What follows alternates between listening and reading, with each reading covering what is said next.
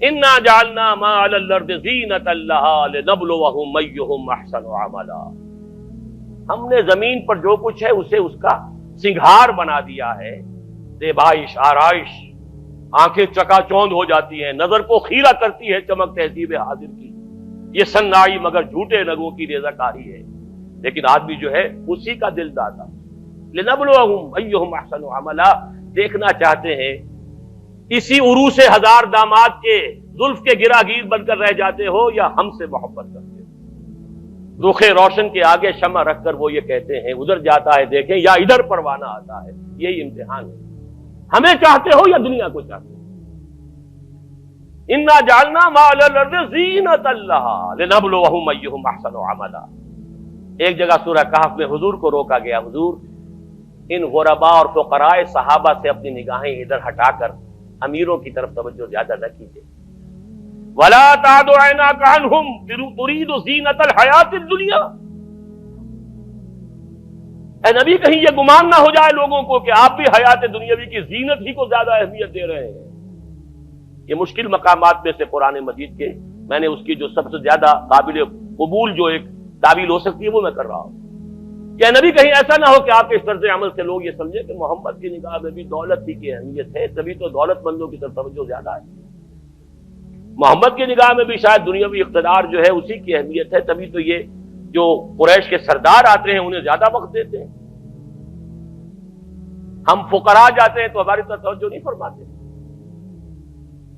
وَلَا تَعْدُ عَيْنَاكَ عَنْهُمْ تُرِيدُ زِينَةَ الْحَيَاةِ وَاصْبِرْ نَفْسَكَ مَعَ الَّذِينَ يَدْعُونَ رَبَّهُم بِالْغَدَاةِ وَالْعَشِيِّ يُرِيدُونَ وَجْهَهُ۔ اے نبی اپنے ان ساتھیوں کی صحبت کے اندر آپ رکے رہیے، انہیں زیادہ وقت دیجیے جو صبح و شام اپنے رب کو پکارتے ہیں، اس کی رحمت کے امیدوار ہیں۔ وَلَا تَعْدُ عَيْنَاكَ عَنْهُمْ، ان سے نگاہیں ہٹا کر ان دولت مندوں اور سرداروں کی طرف متوجہ نہ ہو۔ تُرِيدُ زِينَةَ الْحَيَاةِ الدُّنْيَا۔ تیسرے مرحلے پر آتا ہے المال والبنون زینۃ الحیات الدنیا والباقیات الصالحات خیر عند ربک ثوابا وخیر عقبا۔ یہ دنیا مال اور یہ مال و دولت دنیا، یہ رشتہ و پیوند، بتان وہم و گما، لا الہ الا اللہ، لیکن یہ کہ اسی کی زیبائش آرائش، اسی کی محبت، اسی کی سوچ، دن رات فکر ہے تو انہی کی ہے۔ المال والبنون زینۃ الحیات الدنیا۔ اور آخری آیت جو آخری رکوع میں قل هل ننبئكم بالاخسرين اعمالا الذين ضل سعيهم في الحياة الدنيا وهم يحسبون انهم يحسنون صنعا۔ سب سے زیادہ گھاٹے اور خسارے میں رہنے والے کون ہیں نبی؟ ہم آپ کو بتائیں؟ اے نبی آپ ان سے کہیے کیا میں تمہیں بتاؤں سب سے زیادہ خسارے میں کون رہے؟ سوال کا جواب بھی خود ہی، جن لوگوں کی ساری بھاگ دوڑ سعی و جہد حیات دنیا ہی میں بھٹک کر رہ گئی، ساری بھاگ دوڑ، دن رات کی محنت، مشقت، سوچ ہے تو اسی کی، رات کو بھی دن کو بھی، دوڑ دھوپ، ساری فکر فی الحیات الدنیا، واللہ بھٹک کر رہ گئی۔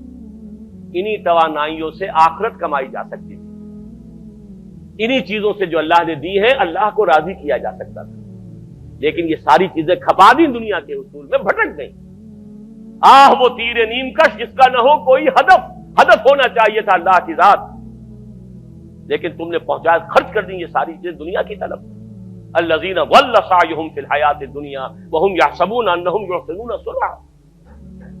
یہ ہے وہ دجالی فتنہ جس نے آخرت پر دنیا کا ملمہ کر دیا ہے، ذات باری تعالیٰ پر کائنات کی عظمت کا پردہ ڈال دیا ہے۔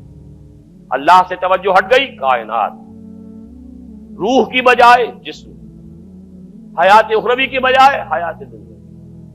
یہ جو چار ہماری چیزوں کے اندر کہ جو پریفرنسز ہیں، جو ہمارا ایمفیسس ہے، زبان سے مانتے ہیں اللہ کو بھی آخرت کو بھی، لیکن آپ اپنے 24 گھنٹے کے تمام اوقات کا تجزیہ کیجئے، کتنی آپ کی توانائیاں اور قوتیں اللہ اور آخرت کے لیے صرف ہو رہی ہیں اور کتنی دنیا کے لیے۔ اقرا کتابک، ہر شخص اپنی کتاب خود پڑھے، اپنا حساب خود لے۔ اقرا کتابک کفا بنفسک اليوم علیک حسیبا، ہر شخص اپنا حساب خود کر سکتا ہے۔ 24 گھنٹے شمار کیجئے اس کا کتنا وقت۔ ہاں ٹھیک ہے، بھلے نفس کا علیہ کا حق پر، نفس کا بھی حق ہے، سونے کے لیے بھی وقت ہونا چاہیے، آپ کی اولاد کا لیے یہ حق ہے، لیکن پھر دیکھیے باقی جو کچھ آپ کے پاس ہے توانائی جو آپ نے لگائی ہے کچھ چیز حاصل کرنے میں، اس کا کتنا حصہ ہے جو اللہ اور آخرت کے لیے صرف ہو رہا ہے، اور کتنا حصہ ہے جو صرف اس دنیا کی amenities, facilities, luxuries, decoration pieces, کتنے کتنے پیسے سے وہ چیزیں خرید کر لا کر آپ اپنے ڈرائنگ روم سے جا رہے ہیں. کہاں خرچ کرنا؟